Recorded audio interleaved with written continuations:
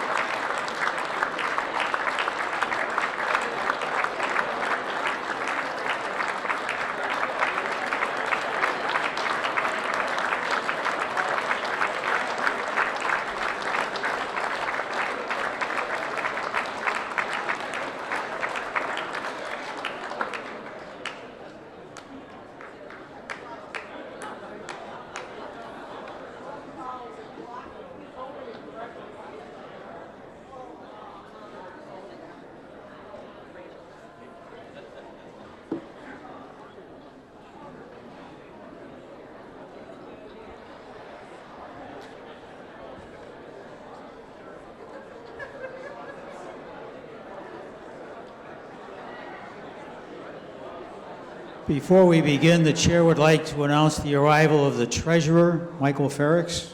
Michael?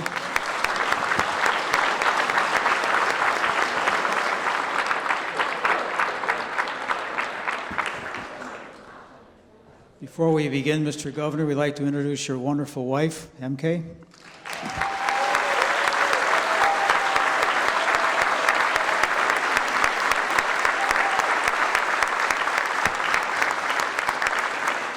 And also the Lieutenant Governor, former House member, Juliana Stratton.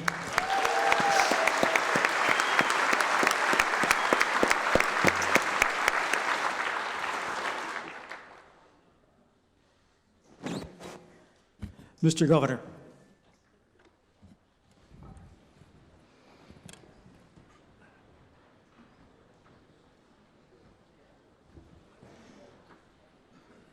Speaker Madigan, President Harmon, Leader Durkin, Leader Brady, Lieutenant Governor Stratton, my fellow constitutional officers, members of the General Assembly, distinguished guests, and people of Illinois.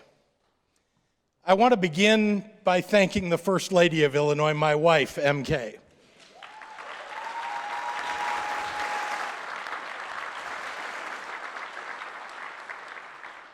With quiet strength and with little fanfare, you've worked hard over the last year to make this state more inclusive and welcoming to all, from DuQuoin to Springfield to Chicago, caring about and advocating for some of the most vulnerable people in our state.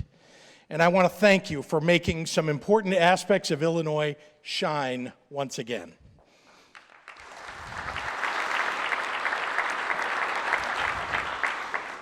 To now former Senate President John Cullerton, I want to express my heartfelt gratitude for your many years of service to our state. You have always fought for your constituents and for all of the people of Illinois with a clear devotion, with a vision to advance this state as a national leader in healthcare, education, and civil rights, and with a willingness to listen and seek compromise at just the right moments. John, you've brought kindness and humor in even the toughest days in the General Assembly, and everyone on both sides of the aisle in this chamber will miss you as you embark on a new chapter in your life with your beloved wife, Pam, who has made so many personal sacrifices over the last 41 years, as many unsung heroic spouses do. On behalf of a grateful state, we thank you both.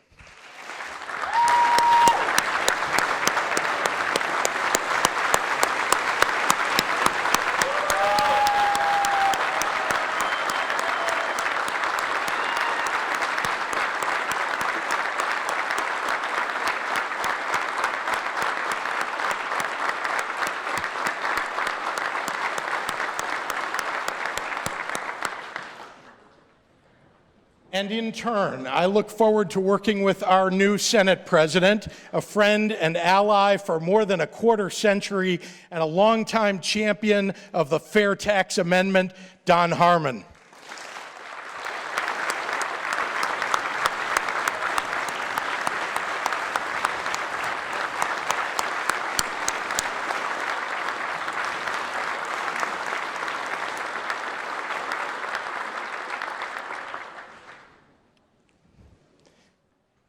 My friends, it has been a little over a year since I was inaugurated governor. I have a real abiding love for the work that I do every day, and a deep respect for how fundamentally humbling it is to serve in this office. Illinois is a state with a grand history of profound impact on our nation and our world. We've sent 4 transformative presidents to the White House. We were the first state to ratify 2 of the most important amendments to the U.S. Constitution, one abolishing slavery and another one granting women the right to vote.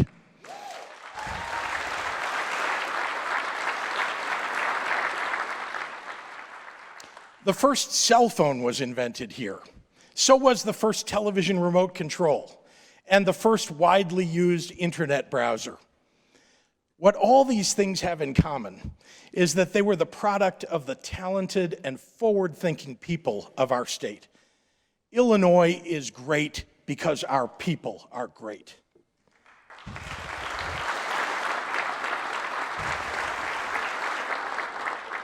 That's why it's been important to me as governor to listen, truly to hear people from across our state who come with passion and perspective that's different than my own. Keeping an open-door policy means that I've been rewarded with a wealth of constructive feedback, advice, and help from Democrats and Republicans alike, an indication that perhaps here in Illinois, we are not as divided in our values and goals as some would have you believe. Our state has challenges. We inherited a mess that was years in the making, and it had bipartisan roots. On day one, it was clear to me that we had a government infrastructure that had withered from neglect and a lack of public trust. At times, it seemed like even the most basic things, like getting a government-issued iPad to work, were hard to do. But one thing I know in life is that if you want to make profound change in a broken system, you have to do the next good thing that needs to get done. Big problems become big problems when you let small problems sit. Let me share one small example, the story of the Thompson Center flags. Sometime last summer, a watchful Twitter citizen noticed that the flags flying outside of state government building in Chicago, the James R. Thompson Center, were hanging a bit haphazardly from their rods, dangling by their last threads. I have to admit, I didn't notice it.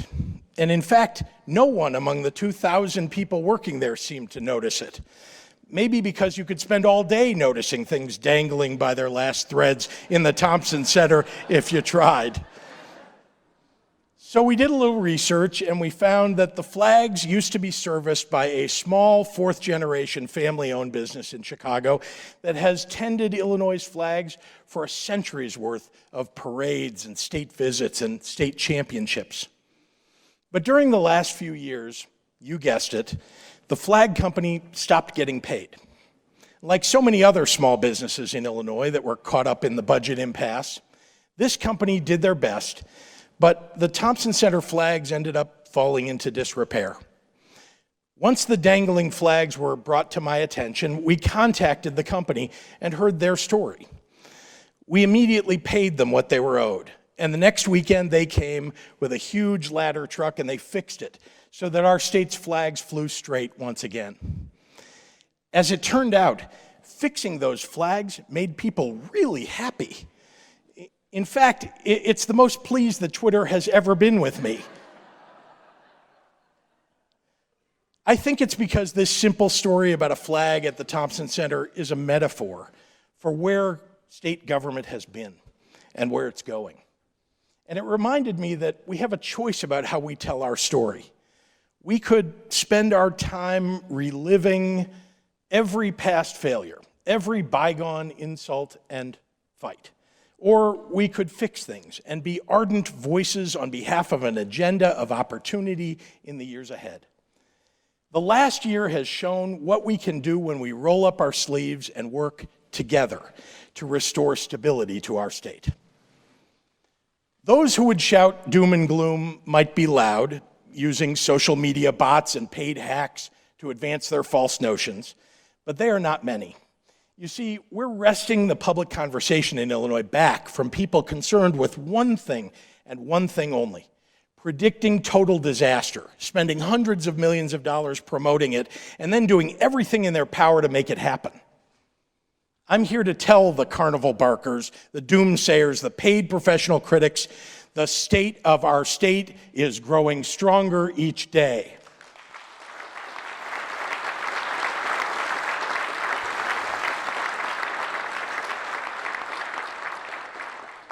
Don't believe me? Well, consider these facts. Today, the Illinois economy supports 6.2 million jobs. This is the most jobs on record for our state, and we now have the lowest unemployment rate in history. Last year, for the first time in nearly 20 years, every major region in our state was growing simultaneously. And even more remarkably, communities in southern Illinois, like Carbondale, have led that growth. Over the past year, Illinois has reduced its unemployment rate more than all of the top 20 most populated states in the nation, and more than our Midwestern peers.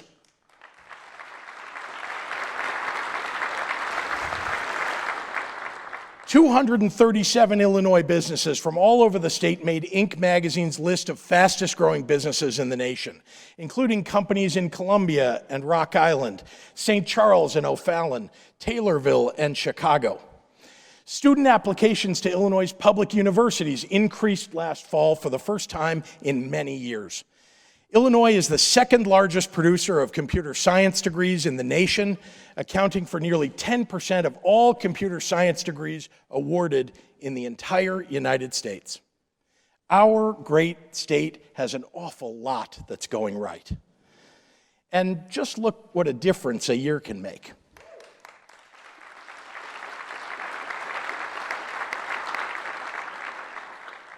We passed a bipartisan, truly balanced budget on time, with renewed investments in job creation, cradle-to-career education, and physical and mental health care.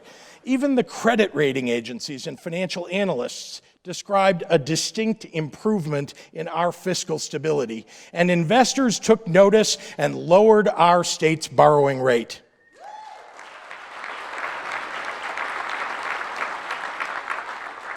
A balanced budget is an important accomplishment, but it's more than just about fiscal discipline. It's a moral document that reflects our values as a state. 13 years ago, Bonnie Brackett and her family opened the doors on a new family business, Heartland Kids Early Learning Center in Marion, Illinois. Over the years, hundreds of Williamson County's babies and toddlers have gone through her program, which is one of the top ranked in our state. But as with hundreds of childcare providers across Illinois and more than 10,000 parents, the budget crisis became Bonnie's crisis and disrupted families across the area. At one point, Bonnie's staff dropped to a low of 14 teachers from a high of 21. Bonnie, one of the only 3 childcare centers in Marion, almost had to close her doors. But this year, with the increase in state funding for childcare that we announced in December, Bonnie is not only able to stay in business, but has a plan for teacher training, rebuilding enrollment, classroom improvements, and even beginning the process of hiring more staff. Now, thanks to our bipartisan investments, dozens more parents in Marion can go to work, and Bonnie can get back to the business that matters most to her, caring for the children of Southern Illinois. Bonnie Brackett is here today, and we want to thank her for all that she does for our community, for our kids, and for our state. Thank you, Bonnie.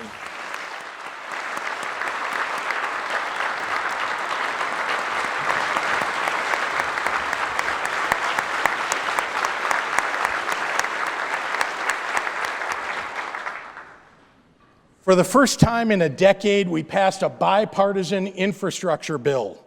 Rebuild Illinois will create and support 500,000 jobs in this state as we fix our aging and crumbling roads and bridges, bring broadband to parts of this state that are internet deserts, as well as modernize our hospitals, our community centers, our state police facilities, our universities and colleges, all the things that keep us going and growing.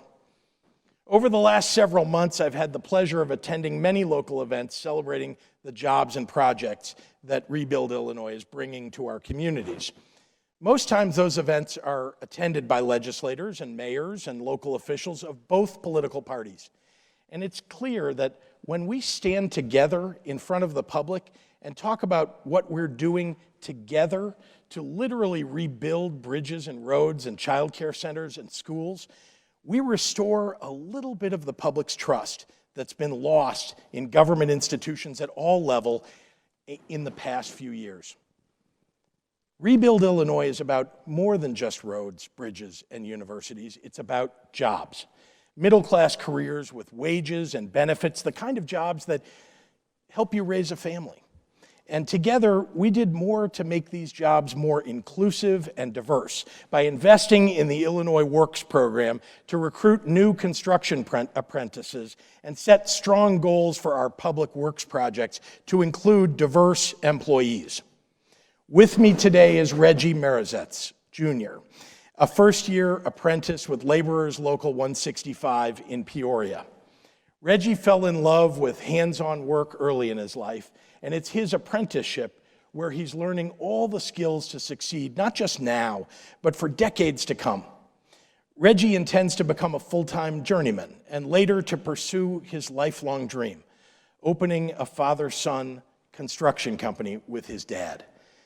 Reggie, please stand so that we can cheer for your hard work and for your bright future.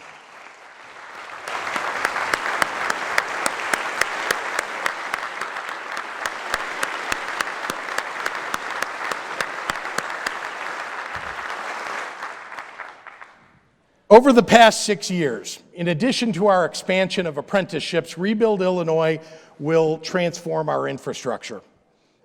Even as we create a lot more opportunities for Reggie and thousands of young people just like him with steady work that will help make sure that our economy works for everyone. Last year, we made enormous strides toward equality and opportunity when Democrats and Republicans came together to legalize adult-use cannabis with the most equity-centric legislation in the nation, which will result in 63,000 new jobs and new opportunities for entrepreneurs, especially those from communities that have been left behind. It gives us a chance to collect tax revenue from the residents of Wisconsin and Missouri and Iowa and Indiana.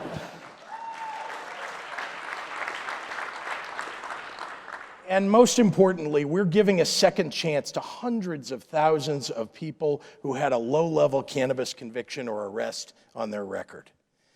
The Bipartisan License to Work Act that I signed 2 weeks ago ended the practice of revoking driver's licenses for unpaid parking tickets and fines, because often the only way that someone has to pay their parking ticket is if they can travel to work.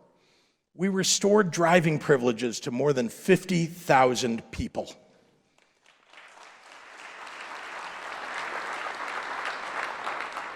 When public policy makes it a crime to be poor, it ends up costing us all. The situation you may be born into, the struggles that you may be born with, even the struggles that you never expected to be your own, should not be allowed to write your entire future. We've also begun the long work of tackling our pension problems. In addition to expanding our state pension buyout program, in the fall veto session, we accomplished something that eluded governors and general assemblies for almost 75 years by consolidating 650 downstate and suburban first responder pension systems, which will alleviate local property tax burdens and strengthen the funds that offer a decent retirement to our police and our firefighters.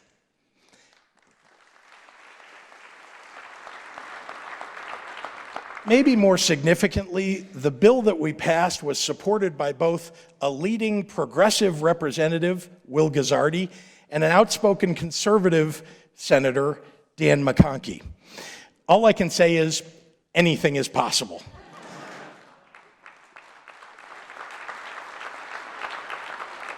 We did big things to help people, real people who live and work here every day.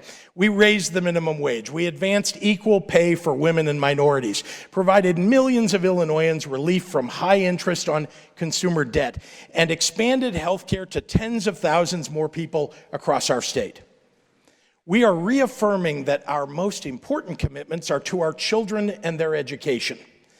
Mark my words, Illinois will be the best state in the nation to raise a young family.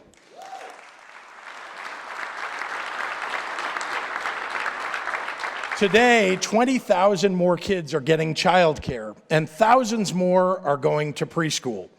To address our state's shortage of teachers, we raised the minimum teacher salary so we can retain educators in Illinois, and we made it more attractive for out-of-state teachers to move here.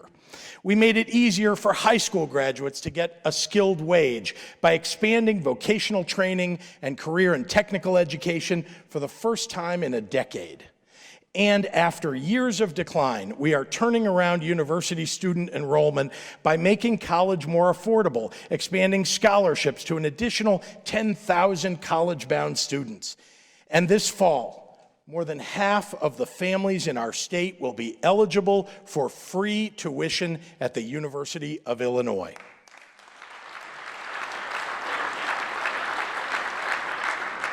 We made health care more available and more affordable.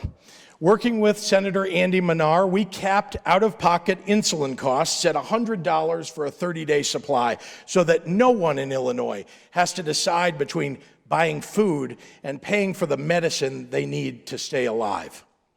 We expanded insurance coverage for mammograms and reproductive health, and we protected people who need treatment for life-threatening allergic reactions. Overall, the number of opioid-related deaths are declining.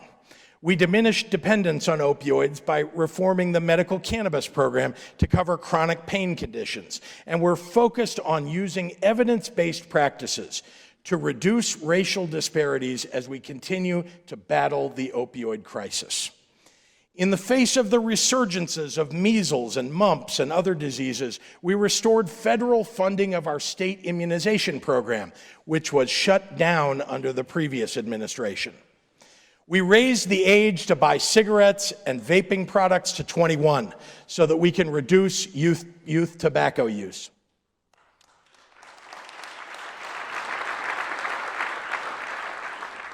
We stood up for human rights and civil rights when we put Donald Trump on notice that Illinois will not be complicit in his shameful and draconian immigration policies.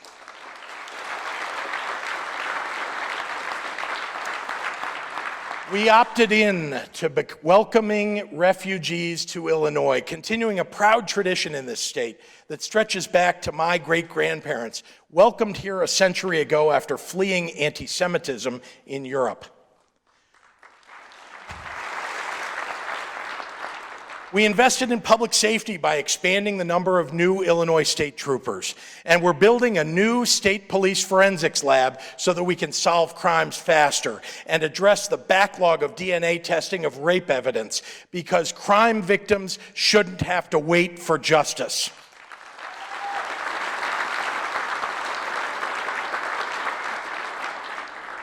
And we stopped bad-mouthing the state and started passing laws that make Illinois more attractive for businesses and jobs.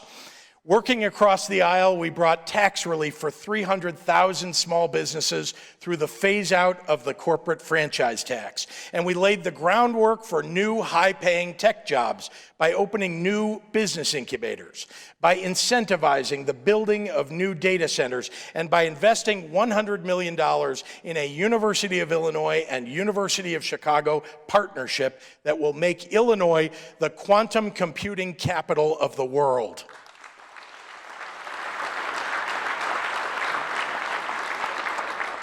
Jobs and businesses are coming to this state because we are investing in the things that have always made us great.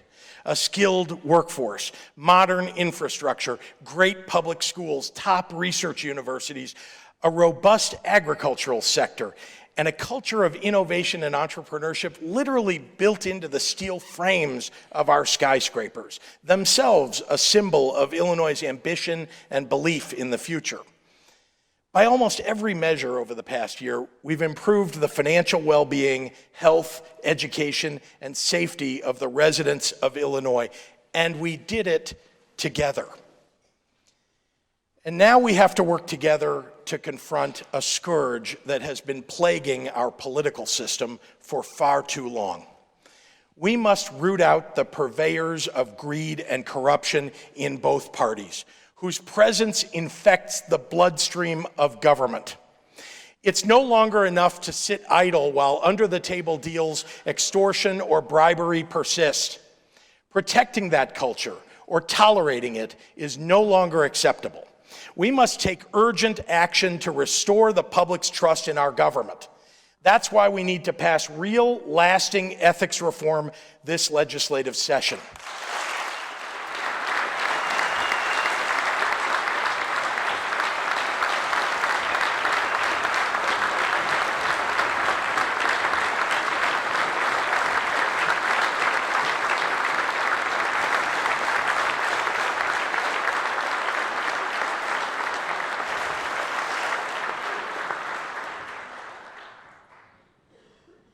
Honest members of the General Assembly from both sides of the aisle have some good ideas, and so do I. It's time to end the practice of legislators serving as paid lobbyists. In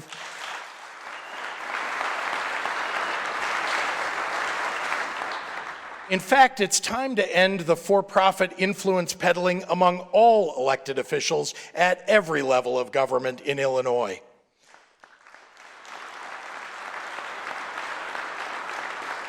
Disclosure of conflicts of interest and punishment for breaching them must be included in any ethics package for us to truly clean up government.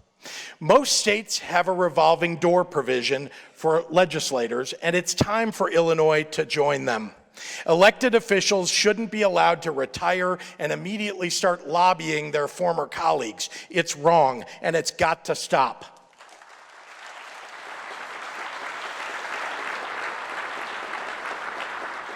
There are many more ethics reforms that must be addressed this spring, and I expect the legislature's bipartisan ethics commission to issue its report in the next 8 weeks. Restoring the public's trust is of paramount importance. Let's not let the well-connected and the well-protected work the system while the interests of ordinary citizens are forgotten. There is too much that needs to be accomplished to lift up all of the people of Illinois.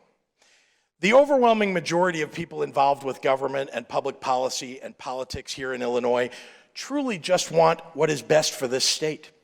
From legislators to citizen activists to reporters, They chisel away at intractable problems and put their shoulders into making real, lasting institutional change. They don't get distracted or dejected, whether they're battling poverty, fighting for increased education funding, or fixing the unglamorous but essential problems of our state's IT infrastructure. Illinois is full of people who love our state and are willing to work earnestly every day to fight for her. Which is why we have to be committed to the hard work of changing another aspect of the political culture in this state that has too often rewarded a go-along to get along attitude at the expense of truly ethical conduct. When I took office a year ago, I hired people who came from all walks of life, all different backgrounds, who were diverse in gender, in race, ethnicity, sexual orientation, geography, and life experience, and whose only loyalty is to good ideas and good results. And I took heat for it from some who had been here a very long time. Many were incredulous that I wasn't just automatically hiring the same old faces that get jobs year in and year out. A commitment to diversity and inclusion is not just a talking point for me, and I hope that the past year has proven that. I have an administration that looks far more like the state that we represent than any that has come before it.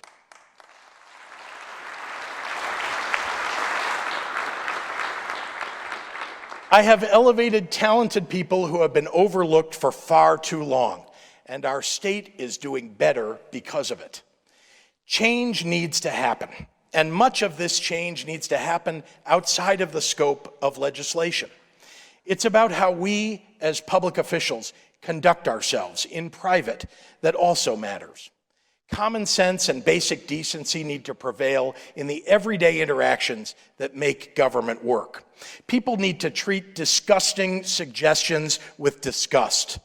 The old patronage system needs to die, finally and completely. The input of women and people of color need to be treated as essential to decision-making, not as some token show of diversity.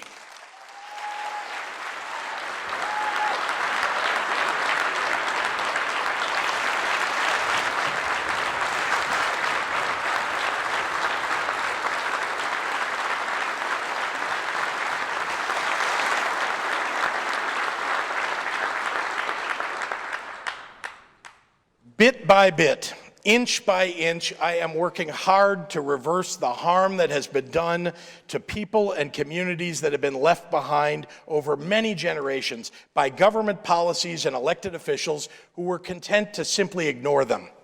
I remind myself every day that I have obligations not just to the current people of Illinois, but to the many people who preceded us, who were discriminated against, harmed, treated as lesser and forgotten. Lasting damage that echoes through too many communities today.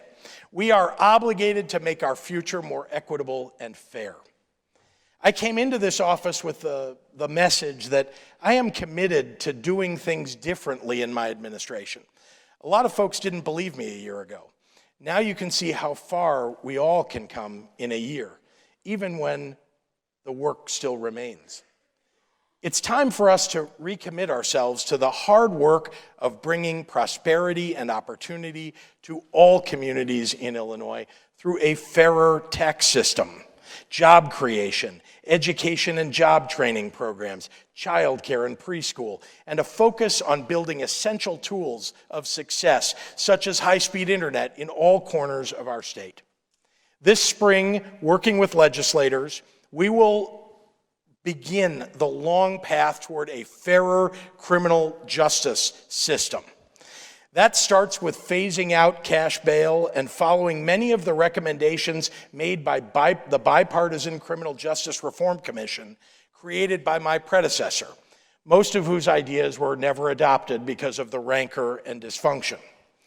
Our spring agenda must also address the pressing issue of adopting new clean energy legislation that reduces carbon pollution, promotes renewable energy, and accelerates electrification of our transportation sector. We saw the effects of climate change right here in Illinois last year with a polar vortex, devastating floods, record lake levels, and emergency declarations in more than a third of Illinois' counties. Urgent action is needed. But let me be clear. The old ways of negotiating energy legislation are over. It's time to put consumers and climate first. I am not going to sign an energy bill written by the utility companies.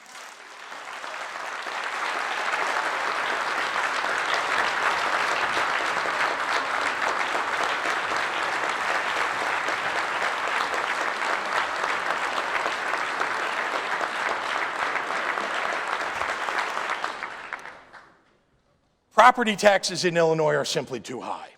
And that's why it's time to put the best ideas to work from both sides of the aisle. Local governments continue to max out their levies even when they don't need to. There are perverse incentives in state law that encourage that. We can change the law to support local governments and lower property taxes. And with nearly 7,000 units of government in Illinois, it's time to empower local taxpayers and voters to consolidate or eliminate them.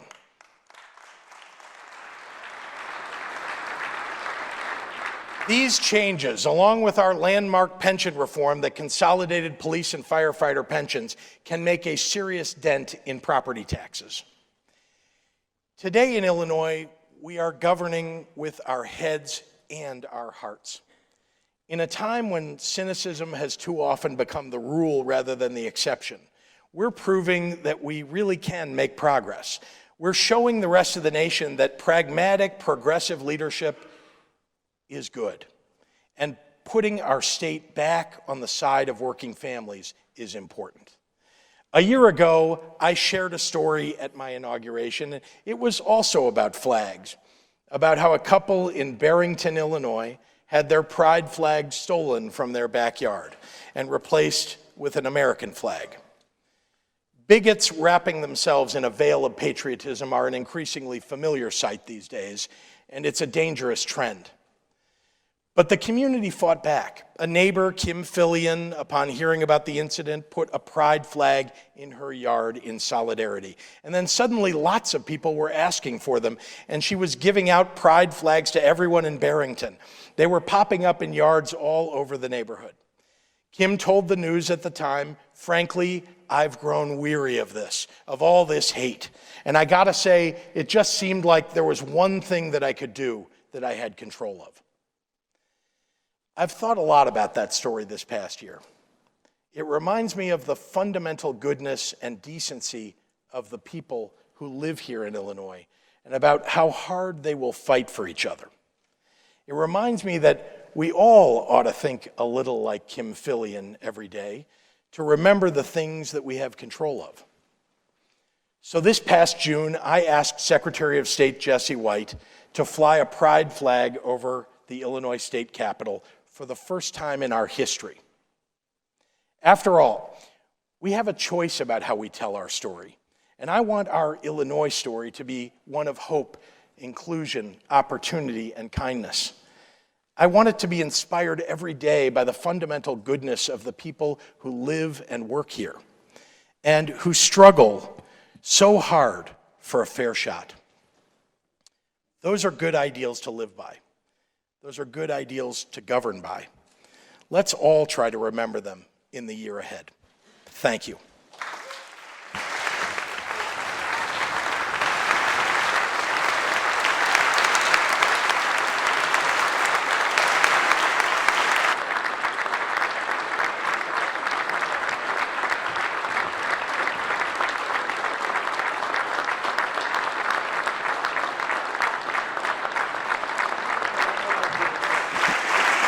Will the Committee of Escort please come forward to escort the governor from the chamber?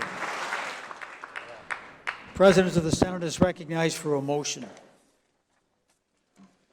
Thank you, Mr. Speaker. I move that the joint session do now arise. The President of the Senate has moved that the joint session do now arise. Those in favor say aye. Those opposed say nay. The ayes have it, and the joint session will now arise. The regular session will come to order.